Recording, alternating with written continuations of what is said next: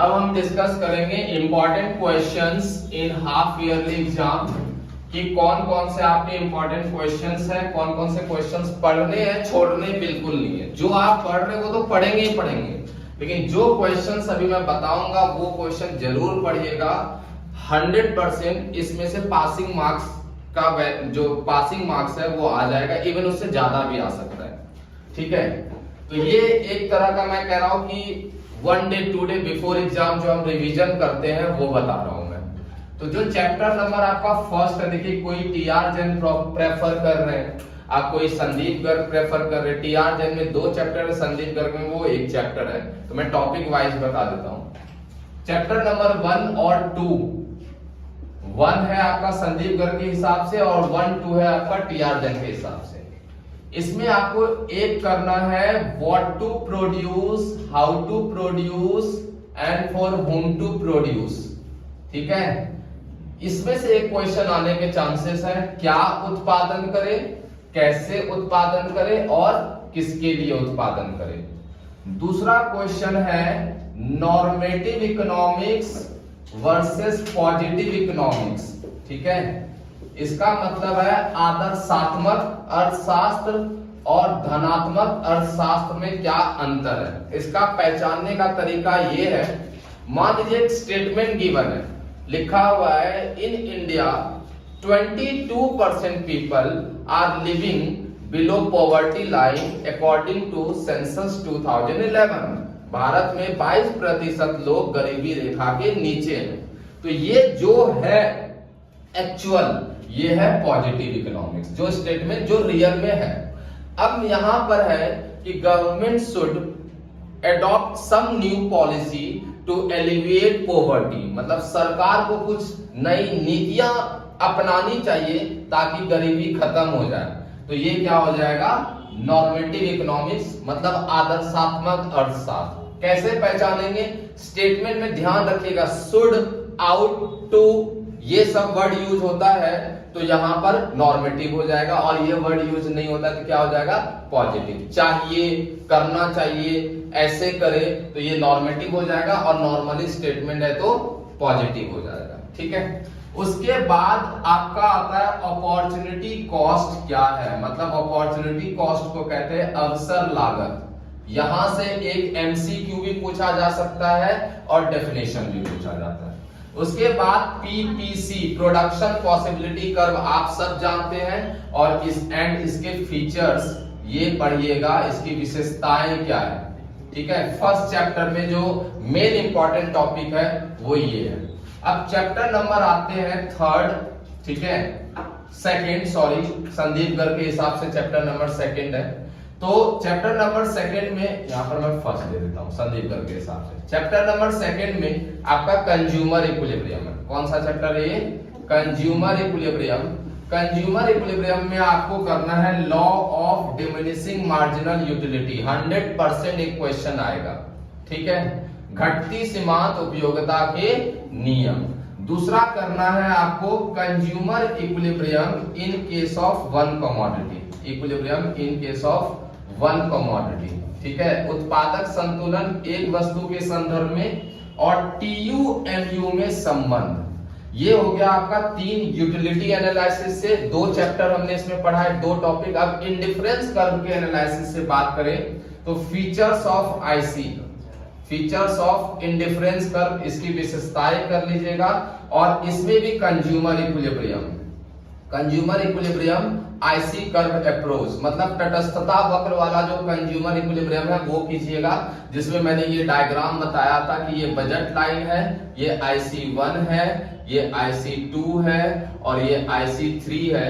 तो consumer equilibrium ई point पर होगा, और इतना क्योंकि यहाँ पर 2 कंडीशन सेटिस्फाइड होते हैं, ये मैंने बताया था, ये वाला ये चीज है। ठीक है, बस इसमें से आपका इंपॉर्टेंट ये है। बाकी आगे आते हैं चैप्टर नंबर 3 पर। चैप्टर नंबर 3 की बात करें, डिमांड, तो यहां पर एक तो डेफिनेशन की इंडिविजुअल डिमांड और मार्केट डिमांड को डिफाइन करें। ठीक है, व्यक्तिगत मांग और बाजार मांग को परिभाषित करें। और दूसरा जो आपका है इसमें एक क्वेश्चन 100% आएगा फैक्टर्स अफेक्टिंग डिमांड कर्व, मांग वक्र को प्रभावित करने वाले कारक, जिसमें से सबसे ज्यादा इंपॉर्टेंट है आपका सब्स्टिट्यूट वाला, ठीक है, प्रतिस्थापन वस्तुएं एंड कॉम्प्लीमेंट्री वाला जिसको पूरक वस्तुएं कहते हैं। ये बहुत इंपॉर्टेंट है, इसको जरूर कीजिएगा। उसके बाद लॉ ऑफ डिमांड, मांग के नियम कीजिएगा और इसकी मान्यताएं, इसके एजम्पशंस कीजिएगा कि इसकी मान्यताएं क्या है। और चौथा जो है, मैंने एक क्वेश्चन बताया था कि ये कॉन्ट्रैक्शन, चेंज इन डिमांड और versus change in quantity demanded. वैसे तो ये टॉपिक बहुत बड़ा है, चेंज इन क्वांटिटी डिमांडेड। इसमें क्वेश्चन ऐसे आ जाएगा कि इंक्रीज इन डिमांड और एक्सपेंशन इन डिमांड में डिफरेंस बताओ, या increase in demand decrease in demand में डिफरेंस बताओ, decrease in demand contraction of demand में डिफरेंस बताओ। इस तरह के क्वेश्चंस आते हैं और मैं रियल में बता रहा हूं कि एक क्वेश्चन यहां से जरूर आएगा और एक क्वेश्चन मेरा जहां तक मानना है कि सब्स्टिट्यूट कॉम्प्लीमेंट्री वाले से आएगा। मतलब ये मैं बता रहा हूं कि ये क्वेश्चन तो छोड़ने नहीं है, अगर रिवाइज करो तो इसको पहले रिवाइज करो। क्लियर है? उसके बाद चैप्टर नंबर 4 है आपका इलास्टिसिटी ऑफ डिमांड। इसमें मैंने आपको बताया था डेफिनेशन कि इलास्टिसिटी ऑफ डिमांड का डेफिनेशन क्या है। Definition of ED, price elasticity of demand. Definition लिखेंगे प्राइस इलास्टिसिटी ऑफ डिमांड वाला। अब दूसरा आप यहां पर जो करेंगे वो है न्यूमेरिकल क्वेश्चन। न्यूमेरिकल क्वेश्चन जरूर करेंगे, छोड़ेंगे नहीं। एक क्वेश्चन 101% आएगा, ये गारंटी के साथ बोल रहा हूं, ठीक है। तीसरा देखो काइंड्स ऑफ ईडी है, मांग की लोच के प्रकार, वो मैंने बताया नहीं तो उसको छोड़ दो। वैसे आप काइंड्स ऑफ ईडी में कर सकते हो कि आपका मांग की अनंत लोच क्या है, रेक्टेंगुलर हाइपरबोला कर्व क्या है, ये सारी चीजें। लेकिन ये न्यूमेरिकल करके जाना, ठीक है। ये समझ नहीं आता है तो ये और ये जरूर करके जाना। चैप्टर नंबर अगर 5 का भी अगर आप मेरे से पूछेंगे, ये आपका इलास्टिसिटी ऑफ डिमांड था, इलास्टिसिटी ऑफ डिमांड। और चैप्टर नंबर अगर आप मेरे से 5 पूछेंगे प्रोडक्शन फंक्शन, तो इसमें से 100% लिख के दे रहा हूं, एक क्वेश्चन आएगा लॉ ऑफ वेरिएबल प्रपोर्शन, जिसको कहते हैं परिवर्ती अनुपात का नियम, ये जरूर आएगा। उसके बाद आपका कौन सा क्वेश्चन है, एपी और एमपी में संबंध, एपी एमपी में संबंध, ये कीजिएगा। और तीसरा है आपका कि फिक्स फैक्टर और वेरिएबल फैक्टर में क्या डिफरेंस है, स्थिर कारक और परिवर्तनशील कारक में क्या डिफरेंस है, ये कीजिएगा। ये प्रोडक्शन फंक्शन है। उसके बाद एक और चैप्टर है जो आपके आ रहा है, चैप्टर नंबर 6, वो आ रहा है कॉस्ट।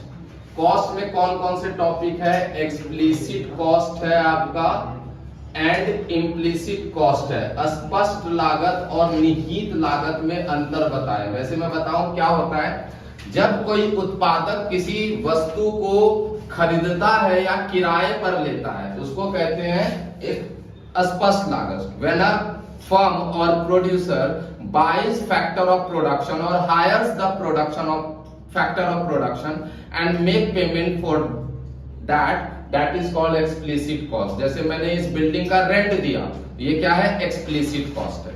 और इम्प्लिसिट कॉस्ट क्या होता है, एस्टिमेटेड कॉस्ट होता है।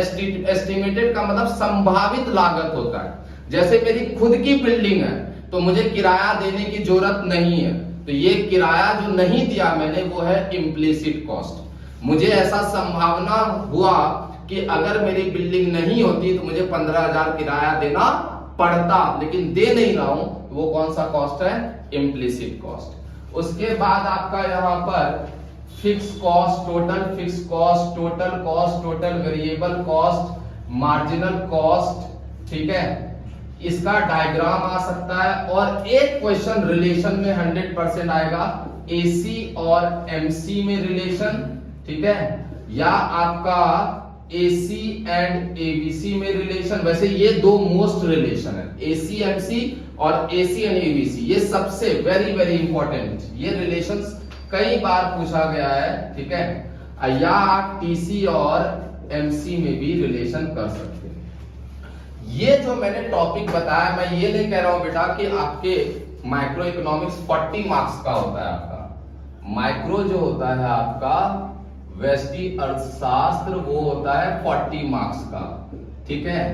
अब मैं ये नहीं कह रहा हूं 40 में से 40 ले आओगे, लेकिन मैं गारंटी के साथ कह रहा हूं कि 25 तो आने ही आने हैं, ये याद रखिएगा। ये क्वेश्चन कर लेंगे तो 25 मार्क्स आपका आने ही आने। क्लियर है?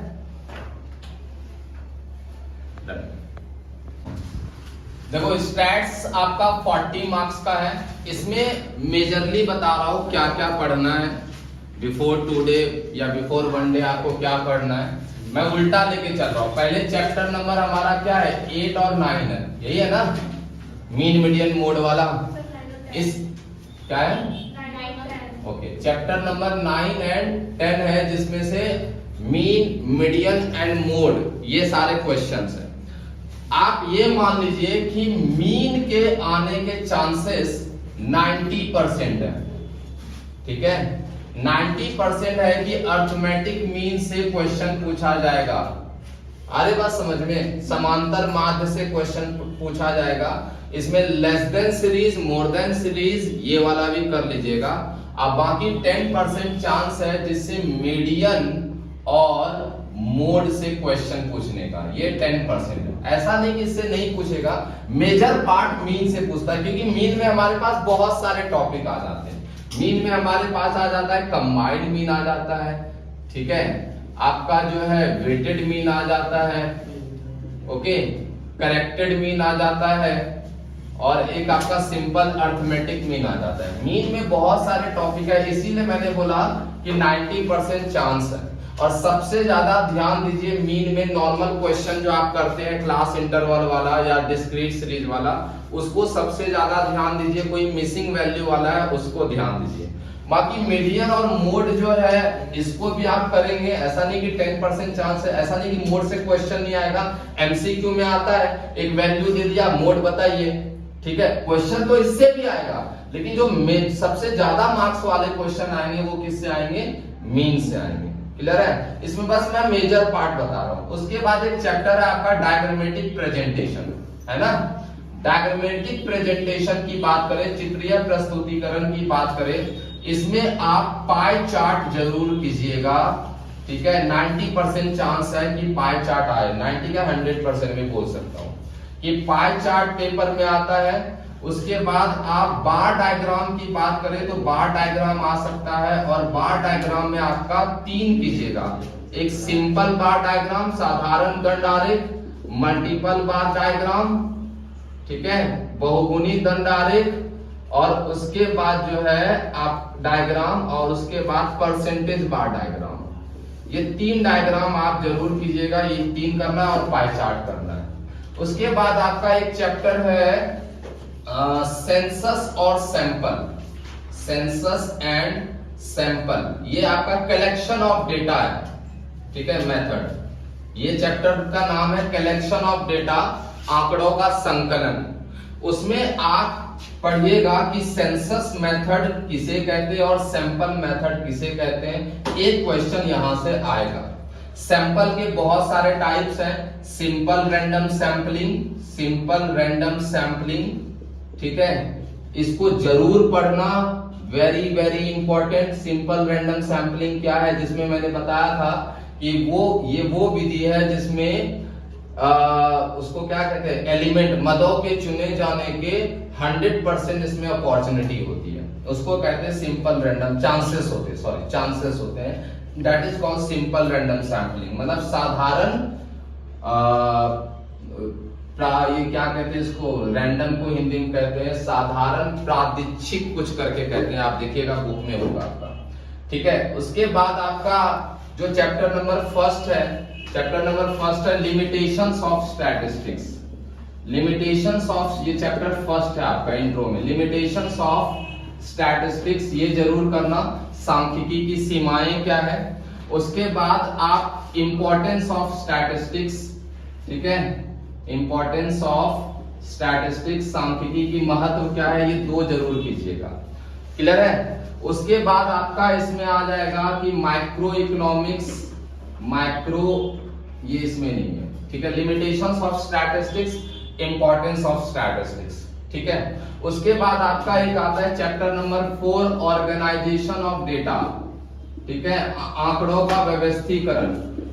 इसको जरूर करना, इसमें बहुत सिंपल क्वेश्चन आएगा कि डिस्क्रीट सीरीज किसे कहते हैं, व्हाट इज डिस्क्रीट सीरीज, ठीक है।